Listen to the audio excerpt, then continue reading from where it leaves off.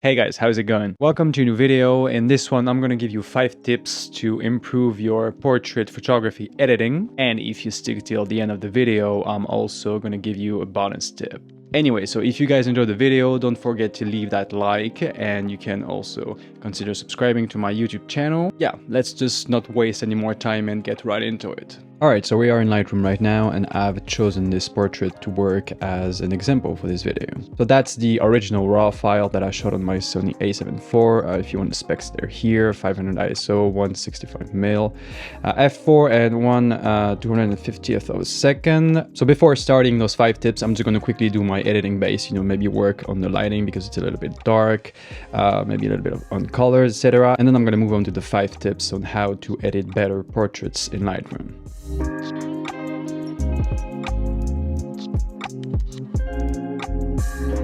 Alright, so now I'm done with the base of my editing. So if you just want to have a quick look, this is the before and that is the after. So my first tip is to make your subject stand out from the background. What we want to do here is really draw the complete attention of the viewer towards the subject and the subject only, right? And so to emphasize that, we are going to work on the subject and background detachment. To do so, what I usually do is I go to my masks and use a select subject. And once Lightroom has selected my subject, you can always refine that if you're not happy with that. But most of the time, Lightroom does a pretty good job at selecting the subject. So now that my subject is selected, what I might want to do is just increase the exposure of the subject just to make it pop just a little, So I might want to play with the exposure here a little bit, or sometimes just with the shadows, and just adjust that until I'm happy with it. I think here it looks pretty good. You can always balance this out by bringing down the highlights if you think it's a little bit too much. But in that case, I think it's alright. So if I turn this on and off, you can already see that my subject is literally popping out way more, right? So now that I have brightened up my subject, what I want to do is maybe do the counter thing to the background. So I'm just going to create another select subject mask, and I'm just going to quickly invert it. So that's going to select all the background, right? Now to additionally emphasize that effect, what I can do is bring down the exposure of my background a little bit, right? You can also play with the shadows and the highlights just to make your subject pop up a little bit more. You can see now if I turn it off and on, that looks quite good to me, right? I mean, when using this technique, if I may say, just be careful to not really go too far with that, right? That's the thing with editing photos, in my opinion. It's just all about a lot of different filters and masks, but with just small details, and really small edits to them. And that's what really makes the difference in the end. And you always want your photos to look natural, right? All right, so I'm pretty happy with how it looks right now. So that was my first tip. Now let's move on to the second tip. So my second tip here would be to scan our subject face for any things we want to remove, right? So let's maybe just zoom in to 100%. You can just, you can just go to 50% if you're, depending on your photo. So I'm going to clean up the different, here spots and redness and stains on her face, etc. So what we want to do here, we do not want to touch anything that's natural, right? So I'm assuming that this stain right here is a natural one. I don't want to remove that one. So I might probably remove this pimple. Here she has something on her lip. I'm going to be using the eraser right here. So I'm just going to quickly select right here. Now you can see that Lightroom did a pretty great job at erasing it. I might do the same with like this little red stain right here. Maybe this one right here, this redness right here. Oh yeah, this is a white stain on her lipstick, so I might just want to remove that too. And also when you're shooting with your clients, you can also ask them why they want to be removed, in post-production. Let me see now if I just press enter. Well, that looks pretty clean to me. So that was my second tip here, using the healing tool to get rid of all the zits, and different marks and stuff you don't want to see on your photo or your subject's face.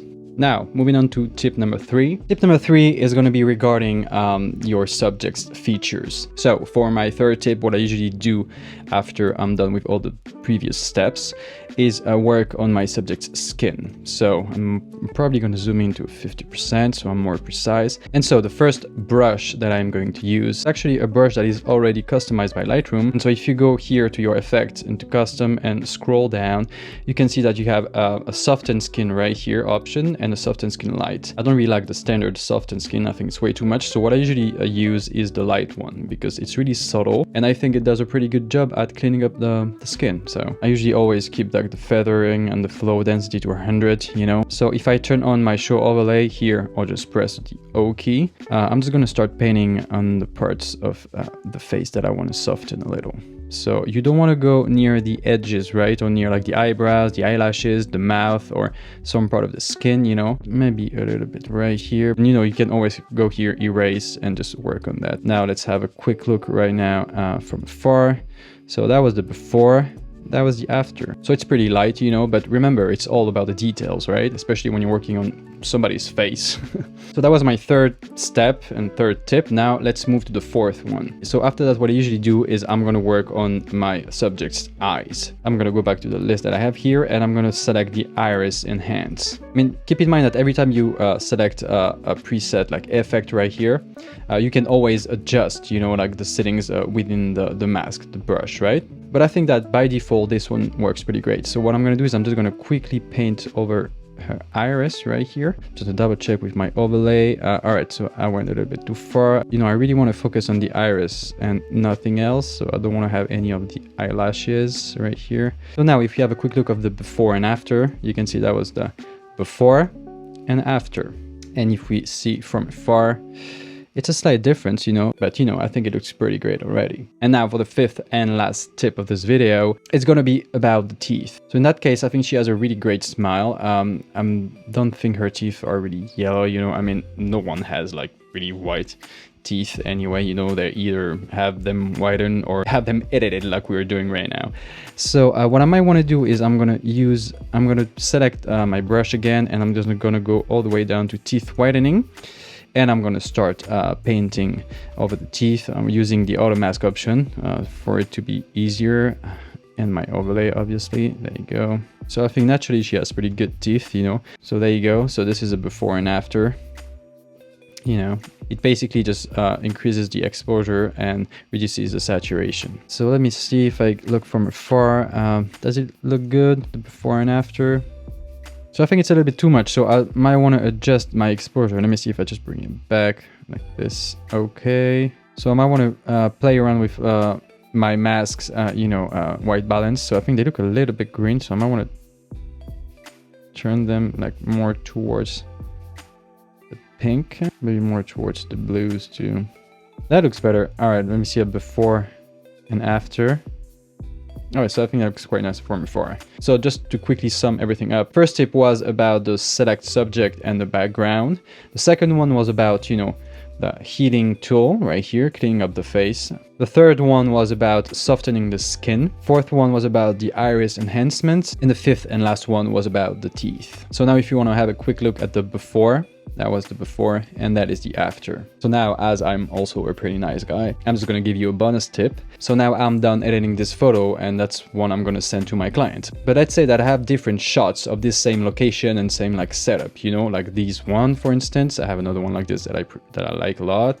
I have this one that I think it's also pretty nice. And so I want to edit those two and send them to my clients as well. So now that I'm done editing the first one, instead of just going one by one and redoing all the edits, etc. So what I can do is I can use all the work that I've done right here, copy it and paste it onto my two other photos. First of all, you gain a lot of time when editing, you know, because you might have a lot of photos to go through, but also you also keep something that is really important, and especially to your clients, you are keeping what we call continuity. You know, you don't want to have this photo look this way and the one right after, which has been taken like a few seconds apart from it, to look completely different, right? You know, you really want to have those photos from the same setup to look alike, right? So you have two options for that. So what you can do is you can either, you know, create a preset out of it. You just have to go here, create a preset, select all, you know, the different settings you want your preset to include. So let's say I'm gonna call that one YouTube. There you go. All right, I have it showing right here. So if I go to my next photo, I just have to click on the YouTube one. And now that I've pasted all my thing, I'm just gonna have to quickly adjust all my filters, right? So the select subject and the select background won't change at all. But if I select my skin retouching right here, you can see that I'm gonna have to move it and maybe like, you know, play with the erasing maybe a little bit here, that's too much, and just kind of like replace all the effects we've had. The same thing for the irises. You can see that right here that it's not working, so you might want to, you know, replace the irises as you can. So that's the only bummer to this technique, is that every time you use a brush and you paint on some like area of your photo, you're just gonna want to double check and make sure to replace them just so they fit each new photo, right? So now if you do not want to create a preset out of it, you can just press Command C. That gives you the same option as a preset. You can select the specific like settings you want to copy. Go to another photo and just pressing Command V or Control V to paste it onto the photo. And yeah, with this technique as well, you're gonna have to replace everything. So that was pretty much it for this video. Thank you guys for watching. I hope you've learned a few things here and there. And I'm just curious, what is your editing process when it comes to, you know, portrait photography? You can tell me all about it in the comments below. Otherwise, take care of yourselves and I'll see you in the next video.